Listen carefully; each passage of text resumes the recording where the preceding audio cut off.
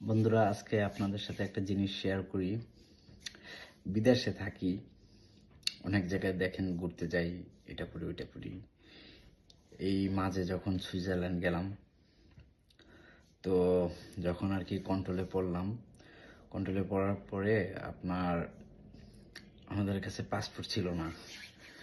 তো তখন ওরা মানে তখন পর্যন্ত আমরা জানি না যে আমাদের মুলতা করে দিছে আর কি। এটা ইতালিয়ান ভাষায় বলে মুলতা, আর বাংলাতে যেটা জরিমানা। ঠিক আছে, এটা করে দিয়েছে, তখন পর্যন্ত জানি না। যখন আর কি আমরা চলে আসি, আমাদের আবার ব্যাক করে পাঠাই দেওয়া হয়। তো আসার পরে আমার বাসা, হ্যাঁ আমার বাসায় প্রায়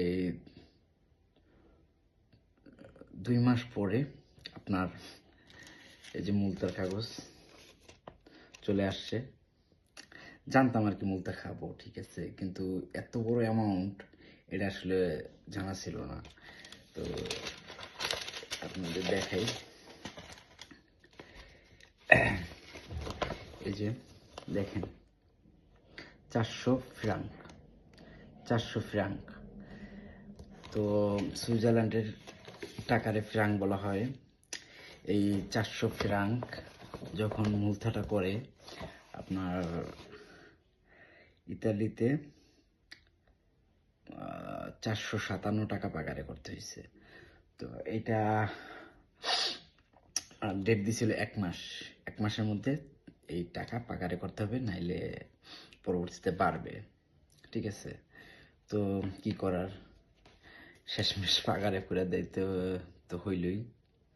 প্রায় বাংলাদেশে 65,000 টাকা।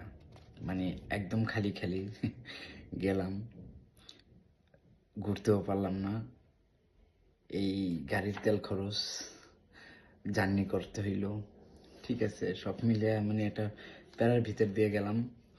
শেষমেশ শেষ পরিমাণে একটা মুদ্রা ধরাই দিল। ঠিক আছে, আমি এটা পাগারে করে আসছি। তো আপনাদের কাছে একটা কথা কি, যখন আপনারা কোথাও যাবেন মানে দেশের বাহিরে, তখন আসলে ওই সম্পর্কে সবকিছু যায় না, তারপরে যাবেন। আর সুইজারল্যান্ডে পাসপোর্ট ছাড়া আমার মতো ভুল করেন না, তাইলে কিন্তু এরকম বড় একটা বিপদে পড়বেন। ঠিক আছে, এটা কিন্তু সামান্য টাকা না, 457 ইউরো পাকারে করতে হয়েছে, মানে পে করতে হয়েছে। সো কি করার, আর কপাল সেটা ছিল।